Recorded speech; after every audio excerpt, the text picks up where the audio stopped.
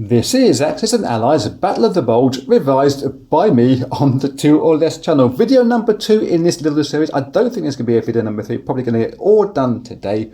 We would hope. But we're on turn number 5. Germany have scored 13 victory points of the possible 24 that we need.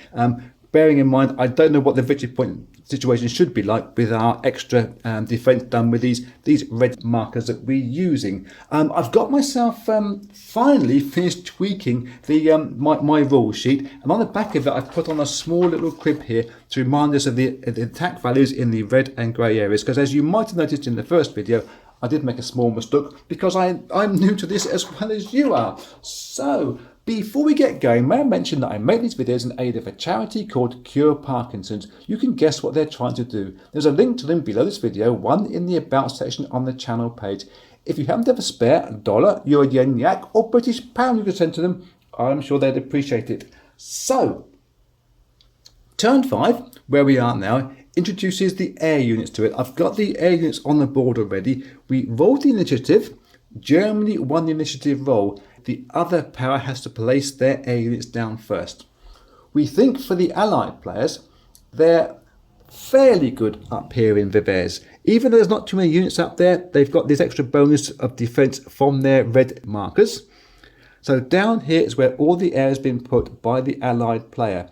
They figure this is a fairly key place here. Even though they've got supplies down here that we're going to bomb as well, this is the main thrust going into Bastogne, and these guys here with these supplies can supply all around them. So we think that the concentration of Allied bombing power and attack power from the air is going to be on these 3 areas. You can split up units any way you like, but I'm putting in bombers and 3 fighters in each. Germany, obviously understanding that because they're inside my head too, they think that this is the key place, and they are putting all their efforts into Houffles, bomber and 3 fighters. The way that the bombing works, or the fighters work on this game, is that in the air-to-air combat, everything rolls 1 dice and it is done to the death. There has to be a winner there in the air. We're going to choose just this 1 air attack here into Houffles, or over Houffles first, and then we'll sort out the rest of them off camera, and I will see you at the end of that. But initially, this attack goes through.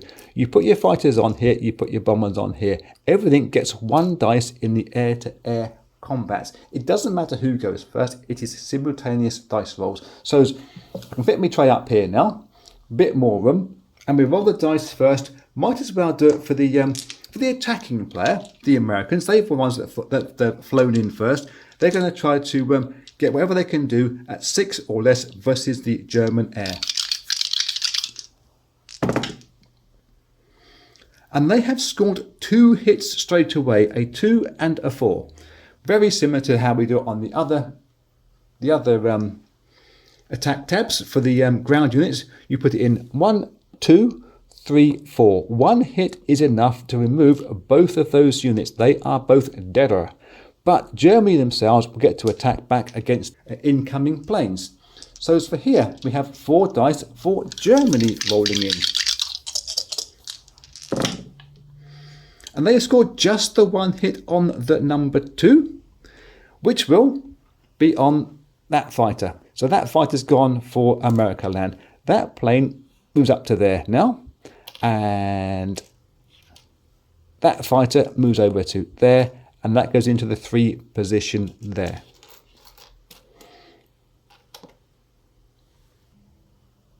I've taken 1 too many planes for Germany, haven't I? I wondered why their fingers felt too fat. There we go. So now we can roll again for the America lands. They have got 3 planes flying in now, rolling in at a 6 or less, and scored 1 more hit. It goes on to the number 4 register, which will be 1, 2, 3, 4. That guy goes again. They roll back with 2 planes versus the Americans, and score 1 hit on the number 5 space. So 1, 2, 3, 4, 5. That one goes. We hope, as an Allied player, that we can finish this off now at a 2-to-1 advantage. They will roll their 2 dice first and score actually 2 hits. Doesn't matter. They're all going to go onto that guy there. He is lost and gone. And he gets 1 dice in reply, that one German plane. And he scores it on a 5. Which means, odds and evens, 1, 2, 3, 4, 5. The fighter goes, and that fighter goes from the Germans. That then leaves this one lonely bomber flying over this area here. Houffles. And units down there can now fire back up at this bomber.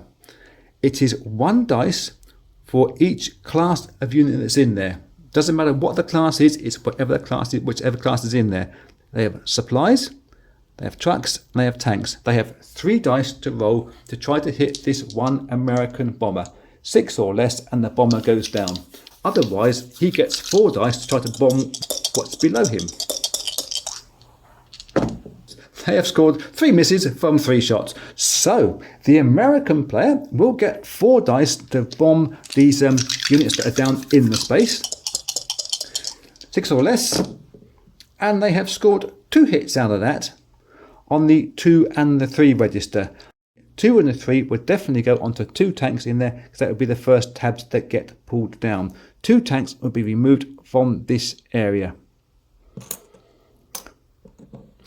Fairly successful. I would suggest that the anti-aircraft gun, I think, failure was what saved the Allied forces there. Let me carry on with the rest of the air attacks going up and down the board here, and I'll see you at the end of the air combat phase.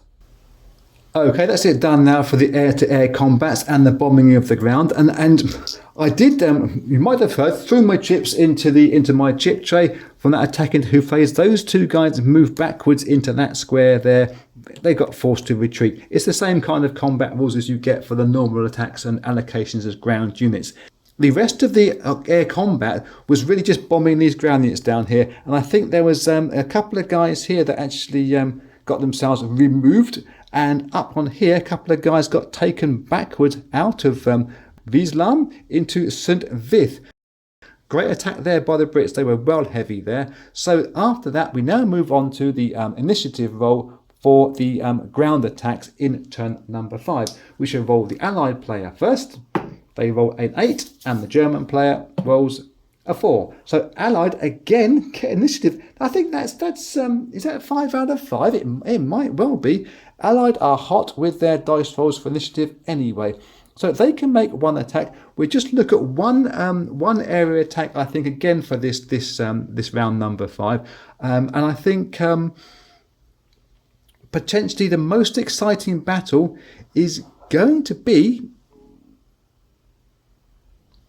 actually in 3 points. I was within 2 minds there of saying, let's do the Baston battle again. But really, 3 points up here, this is quite important for the Allied forces, because these guys here, should they be hit, they can't retreat. They can't retreat into Werbemont because they're in their zone of control here, and they can't retreat back to here because of this zone of control. So these guys here, really, they've got to do all their damage right away as much as they can, because they're going to be destroyed as soon as Germany hit them. So I suspect that what the Allied are going to do is energize this place here with 1 little chippy.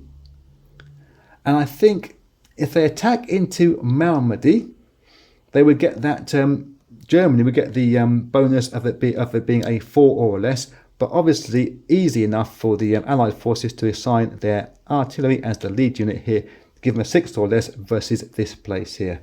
I can see absolutely no reason why Germany would be scared of these guys in here at all. There's no point in risking any of their units in this place here. So they're going to assign their lead unit as being the infantry in this case to protect their bigger units in here.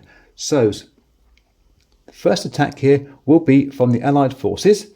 They have got 1, 2, 3, 4, 5, 6 for their tanks, plus 3 for their artillery. It would be reduced to a 4 or less because you're attacking into one of our red areas, but the artillery piece gives it that bonus up to 6 or fewer. So we're looking at sixes or less. This doesn't hit, that doesn't hit, that doesn't hit, and that doesn't hit. For Germany in there, they have got their 1 infantry, they have got their 3 tankers, and an artillery piece and supplies. I'm pulling down the tabs quickly because I got a bit ahead of myself just then. So, over on our strips, which are over there, I've moved them forward slightly by a little bit. Number 1 is the first hit. It goes on to the lead unit in this case, which is handy. Number 2, onto a tank. Number 2 destroys a tank, and 2 5s. 3, 4, wow. 1, 2, 3, 4, 5. That is pretty superb for the Allied forces in a probable dying cause. But one of the tanks is destroyed, the artillery piece is destroyed, and the infantry is moved backwards. I'm going to go into St. Vith because everyone else is there anyway. That's the most convenient place to go. And because the lead unit has been destroyed in this case, when it comes to, and there's an if it comes to these guys being energized to attack, they can choose another lead unit to replace it. I think you get the drift by now if you've got my copy of the rules anyway. So, there's not enough units up here to really do a good job on Vivers, and I'm slightly worried about splitting this attack 3 ways from these guys here. So I think we may just use 1 supply from here to energize these guys initially, because as I said to you, any attack that's being done into this place, and these guys are going to have to take losses rather than retreats, because they can't retreat. So I think we're going to have on the battle strips here, we have 1, 2, 3 British tanks, and they have 1 artillery piece. That's all they've got in there. So it's going to be very direct, this action, I would suggest. There is 3 dice for the artillery piece. There are 2 dice for the tank. We will choose our artillery piece as our main piece, our lead unit, and into grey areas we get 2 extra dice for doing that. We're looking at 6 or lesses. And that looks pretty good. There's a 7 and an 8 that has missed, or another 7 there that's missed. But other than that, the artillery has been hit. 1, 2, 3, 1 of the tanks has been hit. 5, 6, the tank's been hit, and 6, the tank's been hit again. So effectively, 1 tank is destroyed outright. 1 tank would have to retreat, but it can't retreat because there is no zone of control free area, and the artillery has to be retreated and destroyed as well. So that's the only unit that's been left in there once again. So I think that will do it for turn number 5 as far as the dice rolls you need to see for this. I'm getting a pretty good handle on how this game's played these days, and I think Germany will continue to attack into 3 points from one of these other places, and they'll have a little pop at Vevers later on, and obviously the battle into Bastogne, which is going to be fairly important. But I will see you at the end of turn number 5 with an after-action report. Okay, we've gotten through to the end of turn number 5, and it's pretty close to being called all over Red Rover because, well, the Germans are running rampant now. Despite the fact the Americans were quite smart down here in Bastogne. There was, I think it was 6 infantry down here just southeast of Bastogne. The Americans bashed them first, allowing a zone of control free area to retreat back into. Ultimately, it's a losing cause because the Germans just put too much pressure on there, and the Americans have had to back out of it. Similarly, up in 3 points, that place has fallen as well. Germans rushing through, and in Vivers, incidentally, one of those battles there, one guy got smashed about 5 times, but they've had to retreat from there. The Liège is now next on the list. And, well, Germany, they are on 21 of the 24 points required for a victory, and I can't see Germany being stopped this time round. Liège is worth 4 points, Vermont worth 2 points. They've managed to get some units into Le Roche, the allied that is, for a 3-point save, but Orderville is worth 3, and Martelange right down the south here, that's worth a single point as well. We can't defend all these areas. We think Germany are going to win this time round. So I think what we're going to do, sir, is get into turn number 6. I should bring you all the battles all the way down the chart there, roll them all out live for you.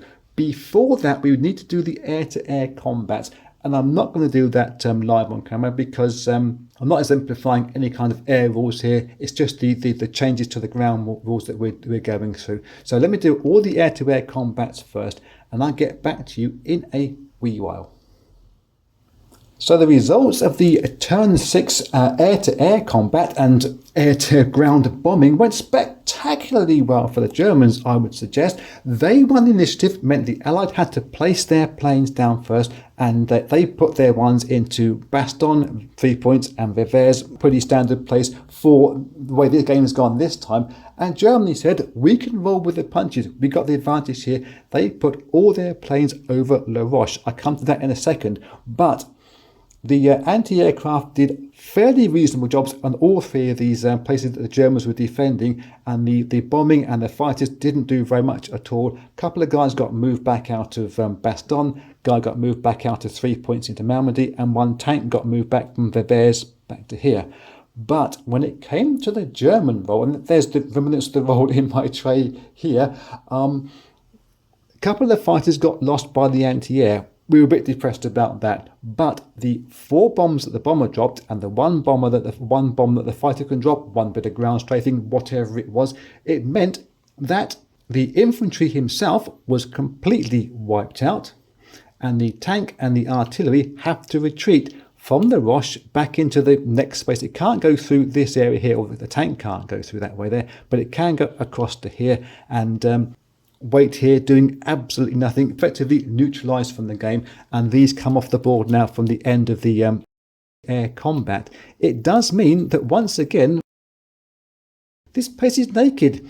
Germans can just walk in there, and they will just walk in there at the end of the turn and win the game for there. So it really is all over Red Rover now. We're just crossing our legs and drinking the tea to get to the end of this game. So let me get me head into gear, and we get the first battle up onto the board, which I believe is going to be probably starting up north and coming down south. Why not indeed? We'll have the guys in Vevers versus the guys in the Liège, and we'll roll for the initiative up front now, all done, tickety-boo and live. This would be the Allied roll.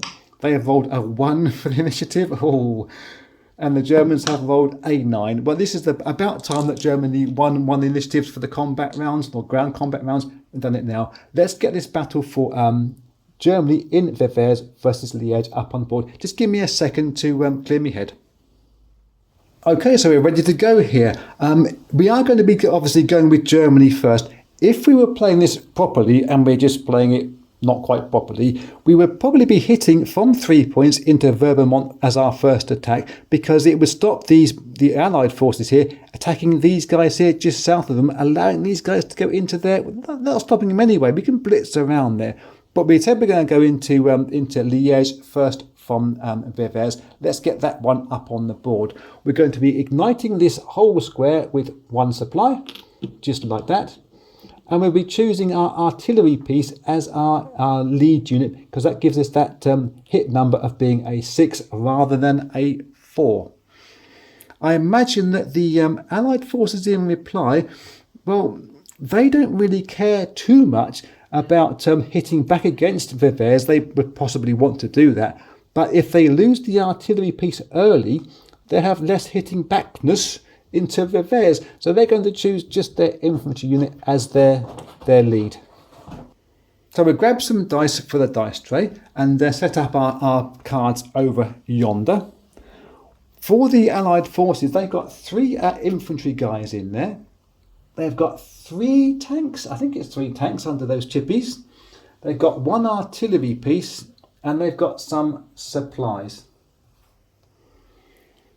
For the Germans attacking them, They have got 3 dice for their artillery piece. They have got 3 dice for an artillery piece. They have got 6 dice for their tanks. 1, 2, 3, 4, 5, 6. And there will be 2 more dice after that for their infantry guys. We haven't got enough dice. It's all going to be at 6 or less. And it will be one of the double dice rolls. That's a massive hit, I think. 7, 11, 11 and 7. And there's 2 10s there that have missed as well. They're all hits. And I believe we got 2 more dice to roll after that. Scoring 0 hits. Oh well. So the double dice roll. A fair goes off. We'll be allocating our hits to. That's a little bit of a cocky dice there. 3 of them are 2. We've smashed 1 guy out on his own again. The first one goes on to 1 guy there. The second number 2s go on to that go there. And a 3. All the infantry's been wiped out. Wow. And a 9 and a 12. So 1, 2, 3, 4, 5, 6, 7, 8, 9, 10, 11, 12. So 2 infantry guys are going to be removed. And one of the tanks has been removed, but the artillery did survive. So that's an example of how we can pick your lead units to get some of your more expensive units to survive in one of them battles. That guy actually retreats, doesn't he? Because he was one of the 1-hit guys. So we have got no lead unit in there for the Allied. But we can now ignite this square for the Allied cause. Why not indeed?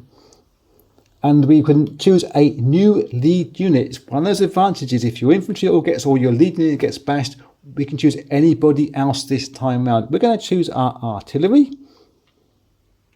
The lead unit for the Germans remains the same as it was before. For Germany, on their tabs, they will have 2 artillery pieces, I can see there. There are 3 tanks, there are 2 infantry, there's a truck and a supply.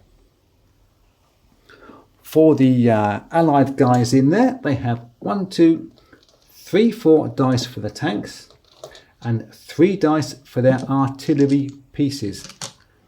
The entire roll will have to be done twice, hitting at 6 or less. And that's a pretty horrible roll, I think. They've all missed. It's just 2 dice that are hit for the Allied forces. And they're both number 7s, but obviously the first one goes on to our lead unit, which is our artillery. Have a countdown. 1, 2, 3, 4, 5, 6, 7. Actually, it's both artillery pieces, the way it worked out, getting retreated from Ververs. We move them both down to south because it's a zone of control free area. That's that lot done. We didn't quite get into Liège. We won't get into Liège this time, and there's nothing else we can hit it with. That's all done. So Germany, with the advantage again, taking initiative, they can look at an attack from 3 points into Vermont. That might even sound French, doesn't it? Vermont. As if I know what I'm doing. We ignite this place here. Once again, we're going to choose our artillery as our lead unit because we want to get as much bashing as we can. It gives us 2 extra dice to roll into there. And I think taking that infantry first idea from Liège, we're going to have their infantry as their lead unit.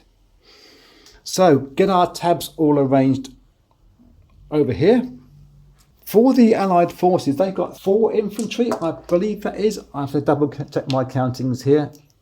Yep. 4 infantry, 1, 2, 3, 4. And 2 tankens.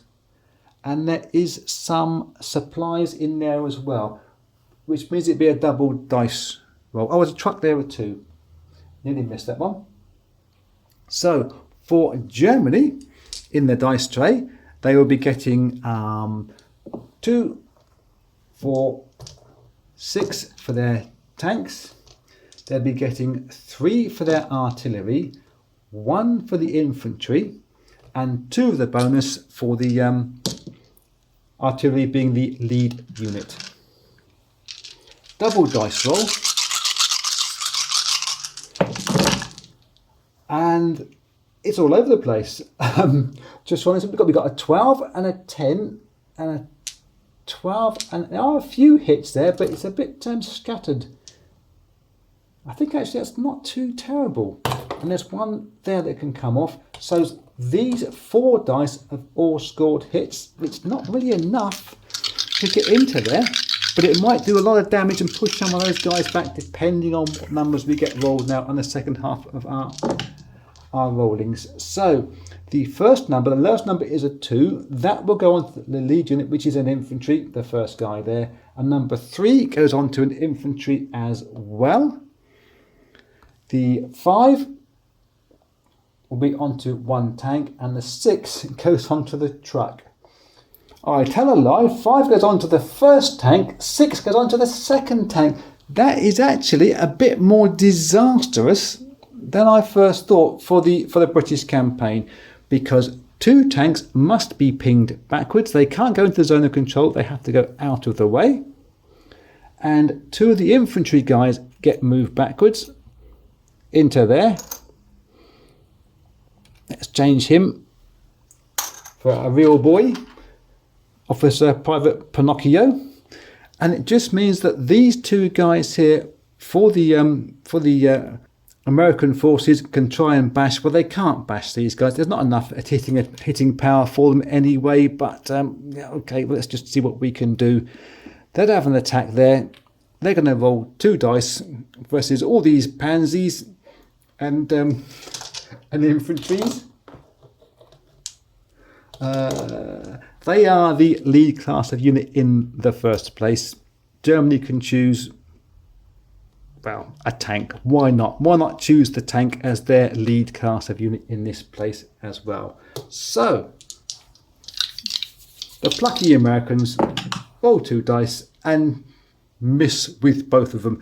So nothing happened. Nothing at all happened there in Vermont. And we look at our third battle down here into, out from Bastogne. So from the Germans here in Bastogne, they're going to have a bash at these guys in Autoville. It's another 3-point place. Why not indeed? And I'm not even going to bother doing split attack, anything smart like that. We're just going to ignite these guys here and say to the guys in Orthersville, gird your loins, hold your breath, we're coming for you. So they were going to have the lead unit as being one of their artillery. Of course they're going to do that. And the conglomeration, Allied, Brits, Americans, whoever they're going to be in there, are going to choose just their infantry again, trying to preserve whatever they can for their bashing backedness. I think there are 5 tanks in there. So let's get 10 dice in the tray straight away. That's 10, I can tell you that straight off. And we have going to have 1 tank for the, 1 dice for the infantry guy that's in there. Plus, we're going to need another 8 dice. 3 each for the artilleries and 2 as a bonus for the going into the grey area with our artillery pieces. So it's going to be a massive, massive roll versus the guys in Orthersville. That's 10 dice. 8 more after that, should we need it. And I set up the cards as well. We have got 4 infantry guys. We have got 1 tank. We have got 2 artillery pieces, a truck and supplies. All at 6 or less. And that's a pretty reasonable roll first up there. We got 1 miss, 1 miss, that misses, that misses, and that misses. But those are all hits, and we have 8 dice to come afterwards. 2. I haven't got enough dice again. So 6 dice here. There's Another 3 hits there, and then 2 more dice to finish off this one monster roll with another hit. So after that, we can use all these to assign these to the relative points on their combat tabs. Another cocky dice just sitting there. Right, the lead unit is the infantry guy. That number 1 is a number 1 anyway, so that will go onto the infantry guy. I've got a whole host of 4s, 2, 3, 4. So those 3 dice are going to just knock out a guy. And number 5 goes onto the tank, the only tank that's in there. I've got 3 7s, 6, 7. That's the artillery piece been wiped out thrisely. 8, 9, 10. Infantry guy goes. 11, 12. All looks good to me. Therefore, we will have 1 infantry guy must retreat. Run away! We have 2 infantry guys are deader. Which are those 2 chips? We have the 1 tank must retreat. And the 1 artillery piece as well. We'll put that one into there. Put an artillery into there. And lay him on the side to remember that he is the lead unit. Although he's not leading very much right now. So, did that all off camera. Pointing and talking in a different place, as my usual thing is to do. That's what's been left here in Ordersville. So, the Americans can reply, because there's no Brits left in there. They can ignite, well, why not this place down here? Because that's really one of their best hopes, we would say.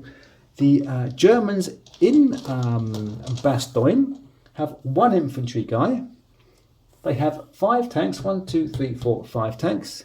They have 2 artillery pieces and trucks and supplies.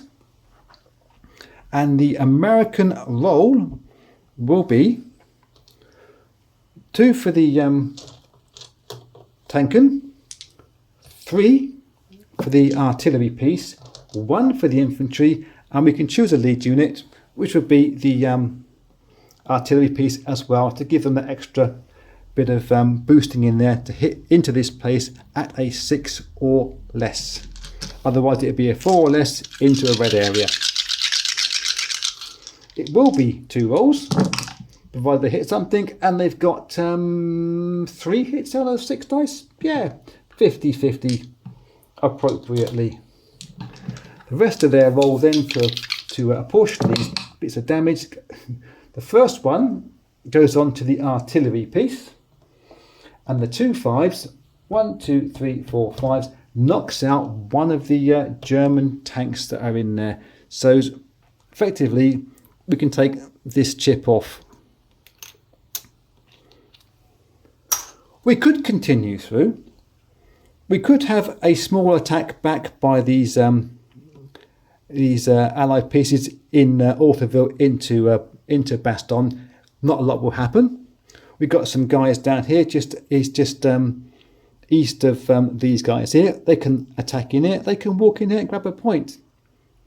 But when it comes to the end of the turn and the line moves forward, Germany go first. They always go first in their advancements. These guys will walk in there at the end of the turn before the Brits can do anything else about it, before the Americans can do anything else about it. And Germany will score their 24th point in doing that. So I'm going to call it done and done there. Germany have won that. I hope that you followed most of these rules that we've put into this game, and I haven't made too many big mistakes en route, although there was that one in the first video that was an absolute howler. This hasn't really proved the house rule as being absolutely brilliant or absolutely terrible, but it has given us a different way of thinking about the game. We've got a small bit of a bulge here. I think give it another half a round or so, perhaps even playing this out a little bit more entirely, we would have shoved ourselves through and got a proper bulge. You can decide where to put these chips in. The whole idea was the red chips up here would concentrate the forces down south. It's done it to a small degree, but again, you can't validate or check out a house rule on one playthrough. It's going to take me several playthroughs on this setup to decide whether this works properly or not. And if I change this one red area here to say moving it into La Roche, then again, you've got to test that one through for several playthroughs to decide whether that works or not. But whatever it's done, it's changed my way of thinking about this game, and I very much enjoyed playing with this adjusted house rule. I hope you do too. So, thanks very much for watching. Until next time, be cool.